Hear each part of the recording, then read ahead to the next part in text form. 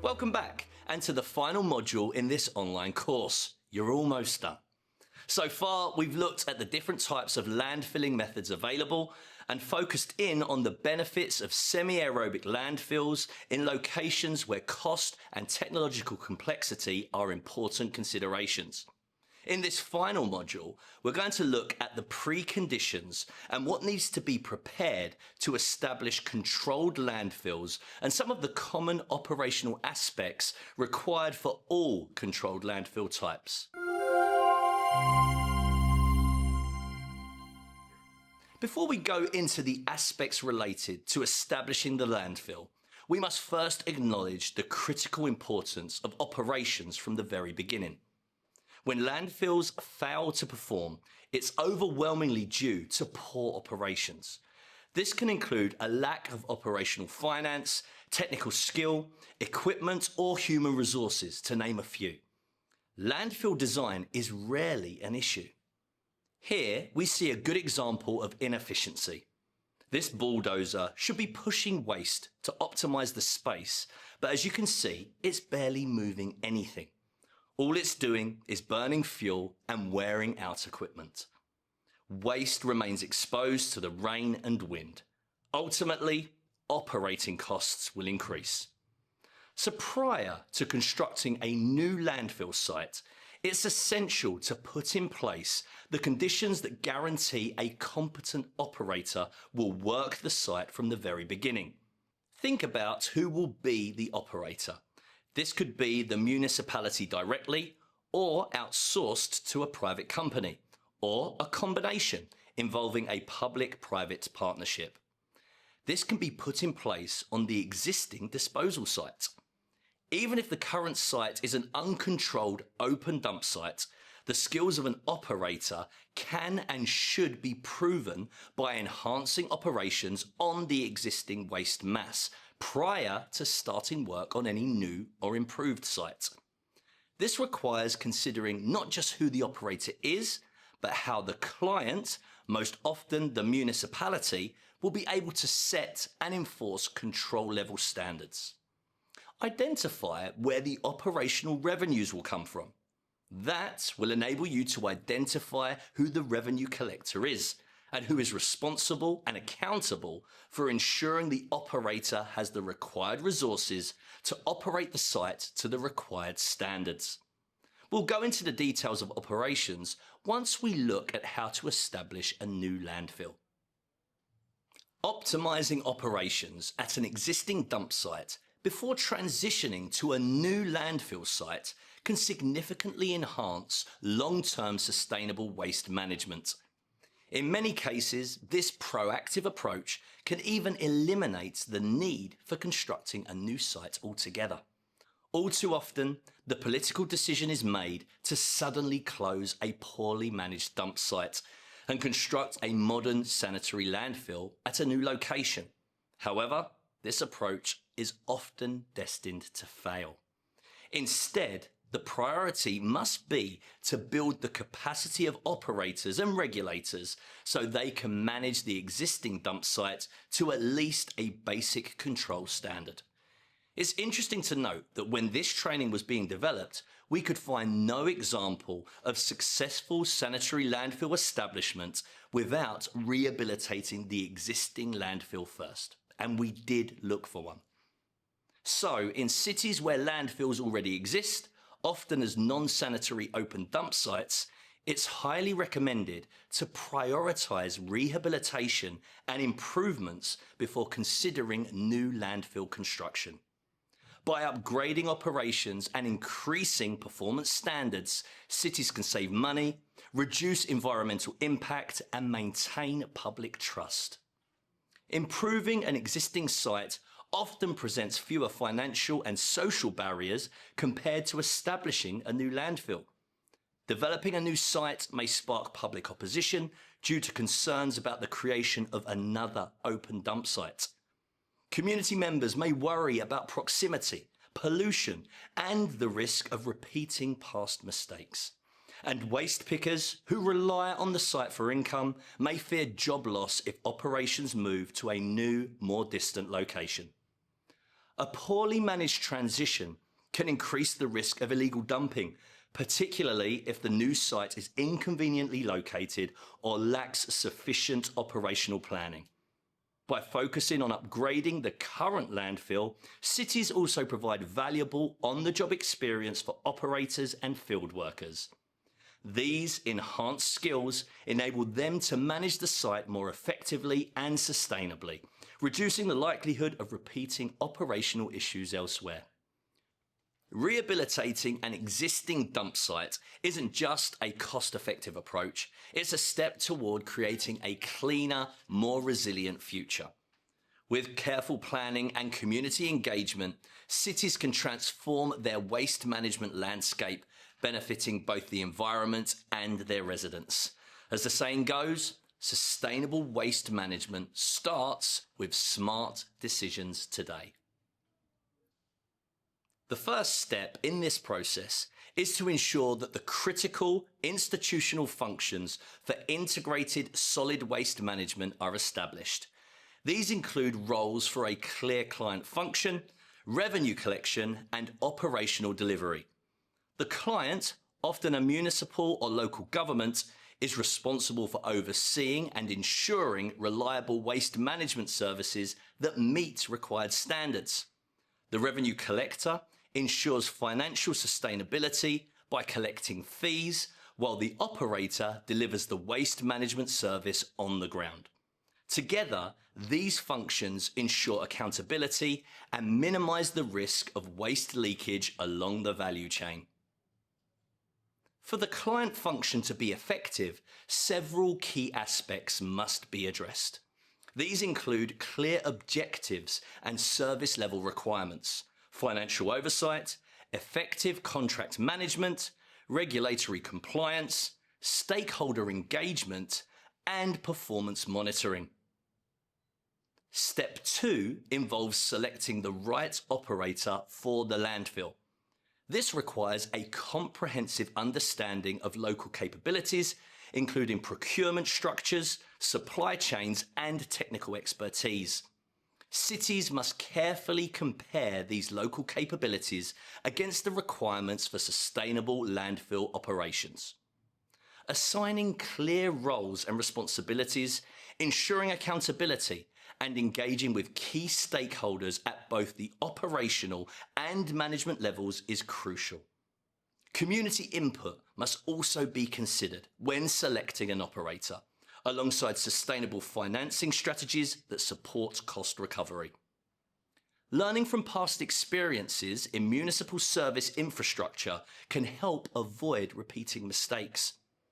By investing in institutional capacity and making informed decisions, cities can transform their waste management systems.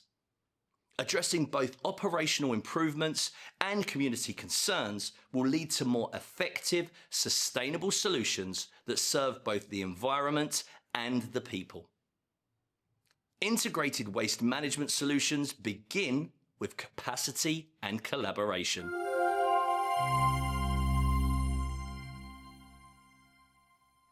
When considering a new sanitary landfill, the site selection process remains similar whether it is aerobic, semi-aerobic, or anaerobic.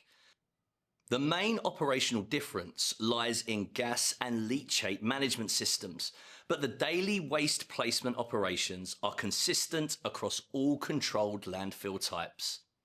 For effective site selection, it is crucial to involve experts and engage with potentially affected communities early in the process. There are 16 elements that must be considered during site selection. Distance from the city centre. Locations over 20 kilometres away increase the risk of illegal dumping, necessitating enforcement and the establishment of transfer stations. Site accessibility, such as the presence of access roads. Catchment area status. Relationship with nearby drinking water resources. Land slope conditions. Agreements and relationships with neighbouring communities. availability of construction materials, precipitation levels, site size, including buffer zones and potential for expansion, geographical and geological conditions, soil properties, ground bumpiness, extent of required land excavation, relationship with natural watersheds, presence of nearby communities and buildings, site security to prevent theft or vandalism, particularly for equipment left overnight. By carefully considering these factors and incorporating community feedback, cities can ensure that the selected site meets operational and environmental standards, fostering long-term sustainable waste management. It is critical to highlight that proper landfill site selection requires comprehensive and cross-sectional decision-making. Cooperation among city administration departments and collaboration with academia and other stakeholders is critical to success.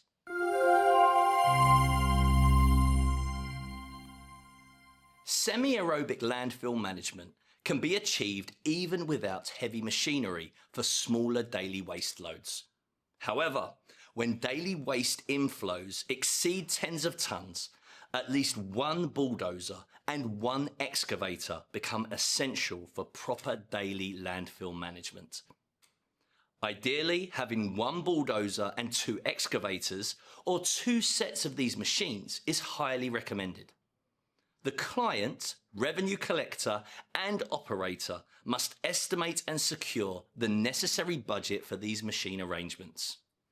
Budget is also needed for procuring sufficient field staff and equipment for key infrastructure, such as leachate collection pipes, gas venting systems, and leachate treatment ponds. Without this commitment, even a semi-aerobic controlled site can quickly become an uncontrolled open dump site. It is also crucial to use machines equipped with tracks, as landfills have slippery and unstable surfaces. Machines with standard wheels or tyres are not recommended for site management due to the increased risk of getting stuck, tipping over, and punctures. Planning from the beginning for the long-term maintenance parts, budget, and human resources required for equipment is essential. The working environment of a landfill site is very unique and challenging. Skilled machine operators are essential. Existing staff need to be upskilled, or you'll need to recruit and train the new ones.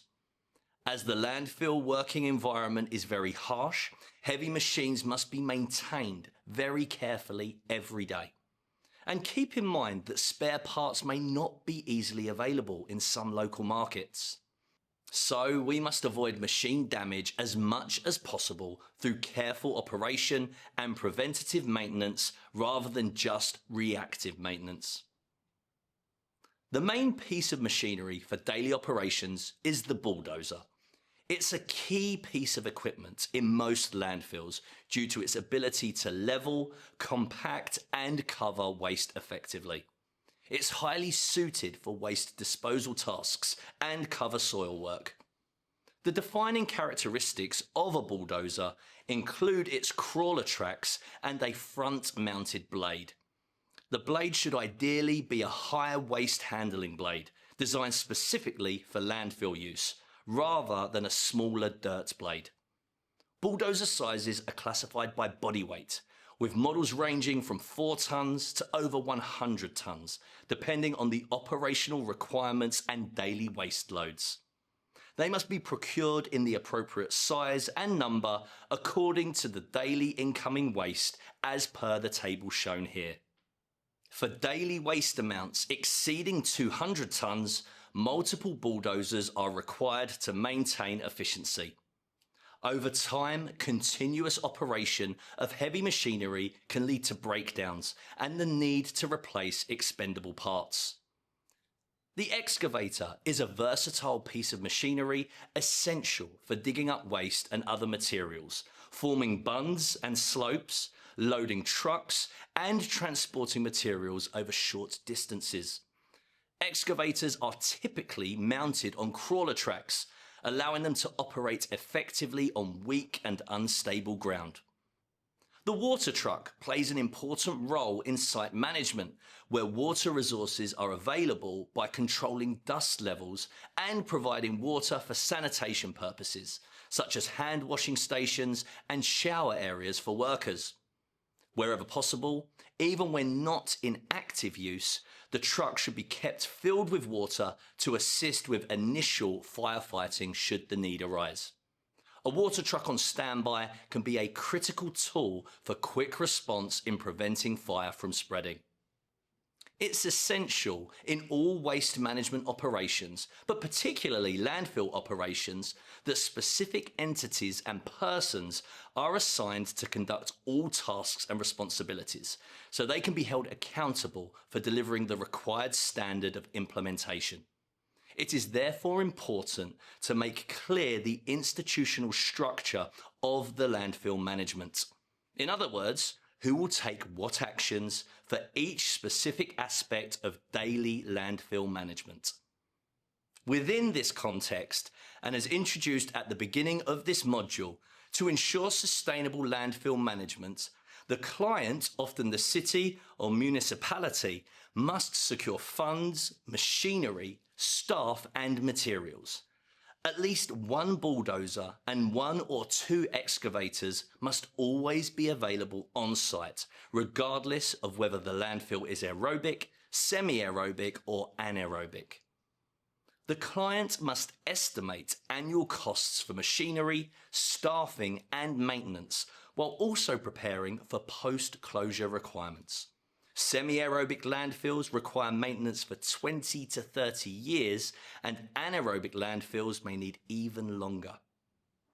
Field staff must be present 24 hours a day to monitor and record incoming waste, mitigate illegal dumping and burning, and track waste collection vehicles.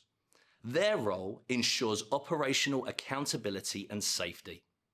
The management entity must also procure materials for vertical extensions of gas venting systems and monitoring equipment for leachate and gas levels.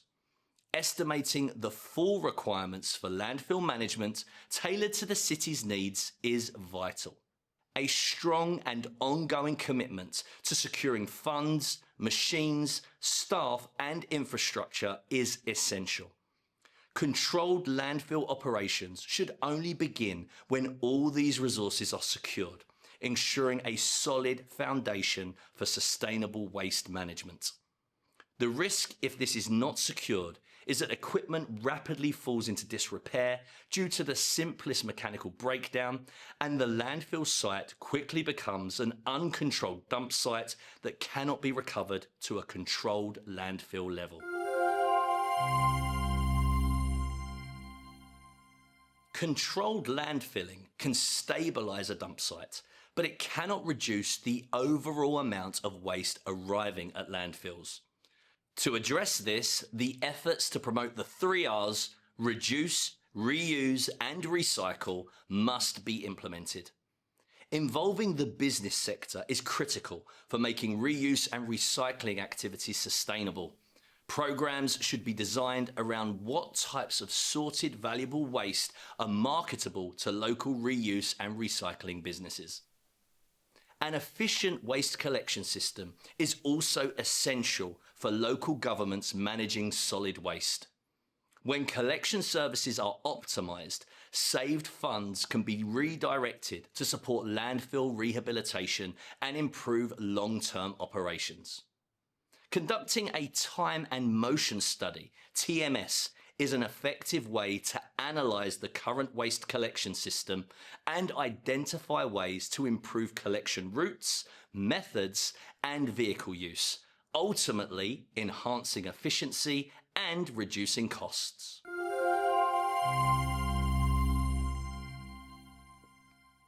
Clean, uninhibited access to the landfill by all types of vehicles that might transport waste to the site, including everything from hand carts to semi-articulated trucks, is essential.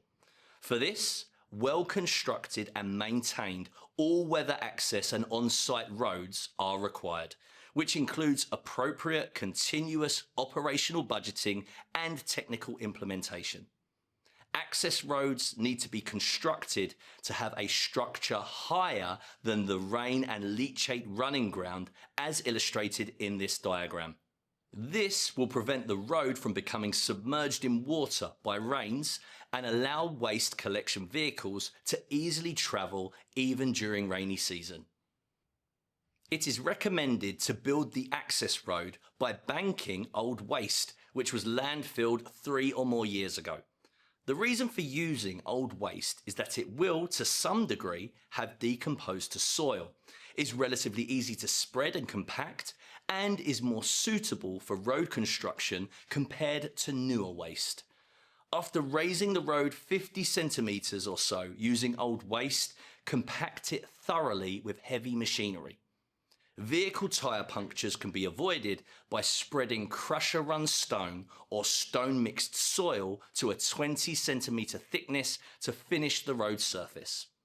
Rainwater can be removed more swiftly by giving a cross slope to the road and digging unlined side ditches on both sides of the road. Also, to reiterate early guidance, embankments can be essential as a landfill structure that make it possible for the landfill to optimise available airspace. When building embankments, the site's bulldozer and excavator can be utilised. Remember that an overall slope gradient of around 1 to 2 must be achieved by giving each slope a gradient of 1 to 1.5 and building 3 metre high steps at 3 to 5 metre intervals. This will allow more waste to be piled up while forming more stable slopes with good compaction. It will result in a greater landfillable amount for the entire landfill site. Proper daily management of a landfill is very important. Without this management, any controlled site would go back to a non-sanitary open dump site very easily. The most important element of landfill operation is how to receive daily waste. This illustration explains how bulldozers should work when receiving daily waste. Bulldozers conduct waste compaction by their own weight and by pushing waste. The machine should go back and forth at least 5 times on the same area to compress waste sufficiently. And compacted waste must be arranged so that waste sloped layers are accumulated. The thickness of each layer must be around 3 meters. There are 2 ways to compact waste, namely the push-down method or the push-up method, as shown. Spread about 50 centimeters of waste on the slope that has a gradient of 1 to 2 or 3. Once the landfill ground is fully covered with this compacted waste with a height of 3 meters, a new 3 meter waste layer must be added on top of the first layer. Please keep in mind that gas venting systems need to be extended vertically upward. Without proper site instruction, there is often a risk of collisions between waste pickers and waste collection vehicles, or between waste pickers and site-heavy machines, such as bulldozers and excavators. We receive many reports about critical injuries or even deaths of site workers due to these types of collisions. Yet they are easily avoided. Staff in charge of landfill management must make efforts to avoid these fatal collisions as much as possible. One recommendation is to separate machine works and waste pickers' work. For example, one day waste pickers can collect valuable waste at section B when new daily waste is dumped there. At the same time, in section A, heavy machines like bulldozers and excavators can work to spread waste and conduct necessary waste compaction. On the next day, heavy machinery can work at section B for waste spreading and compaction, while waste pickers can collect valuables from newly dumped waste at section C. If waste pickers can wait for 1 day for waste collection vehicles to unload daily waste completely, you can avoid a collision risk between waste collection vehicles and waste pickers. But do keep in mind that this arrangement can be difficult to implement. Waste pickers tend to want to collect valuables from waste collection vehicles as soon as it arrives. So some discussion with them will be necessary to arrive at a solution that suits all.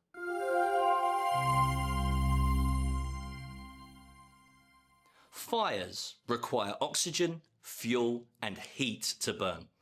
Landfills contain a lot of fuel, such as plastics, wood, and other combustible materials, sparks from electrical equipment, waste pickers burning plastic insulation from electrical cables, machinery operations, and hot ashes in fresh waste can all ignite fires. In anaerobic conditions, landfill waste can generate gases such as methane. When fires start in such landfills, they can result in explosive events, suspend operations, and release harmful smoke into nearby areas. Immediate action is therefore critical when a fire starts. Fire extinguishers should be strategically placed on operational equipment for quick access. Surface fires can be relatively straightforward to extinguish using water or push cover soil. In deep fires, shutting down the methane supply is essential. Methane buildup can fuel and spread fires, making the situation more dangerous. Care must be taken as methane concentrations between 5% and 15% in the air can lead to explosions if mishandled. Effective firefighting involves digging unlined ditches around the fire and filling them with water to prevent spread. When digging, caution is needed to avoid introducing excess air that could intensify the fire. Additionally, gas venting systems should be installed every 20 to 30 meters around the affected area to lower methane concentrations. Cover soil should be applied, starting from the perimeter toward the center of the fire. The soil layer should be at least 20 centimeters thick. If soil is unavailable, old composted waste can be used as an alternative. Once the fire is out, gas venting systems should be installed to ensure continued safety. If fires spread across a wide area, the site should be divided into sections of 20 to 30 meters and the same methods applied. After confirming that fires in each section have been extinguished, the scope of vertical gas venting system installation can be expanded to further reduce risks. Fires forming and continuously burning in uncontrolled side slopes of landfills are common due to the wind entering fissures in the slope and feeding the fire oxygen. This highlights the requirement for strong earth-covered embankment slopes around the perimeter of the site that are continuously maintained and raised with the waist height to create a protective barrier to slope destabilization and fire establishment. It's now time to start thinking about how you can begin to put the lessons learned to use in your city. So discuss with your colleagues whether the introduction of controlled landfilling is needed and possible in your city. And if it is, start estimating how much the city needs for sustainable operation of their landfill and how the city can secure the funds, staff, machines and materials. Make clear which controlled landfilling method your city can introduce, the anaerobic method or the semi-aerobic method. And remember to check and apply your local context and point out reasons why the selected method is the most suitable in your city. And finally, if you do start to look at introducing controlled landfilling methods in this online course, especially the semi-aerobic landfilling method, the ACCP Secretariat will be pleased to provide assistance in helping you move forward.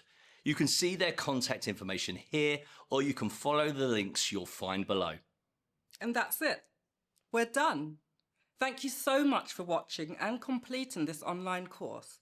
We hope it's been of use and we wish you the very best of luck in implementing the steps necessary to improve municipal solid waste management in your city. Goodbye. Goodbye.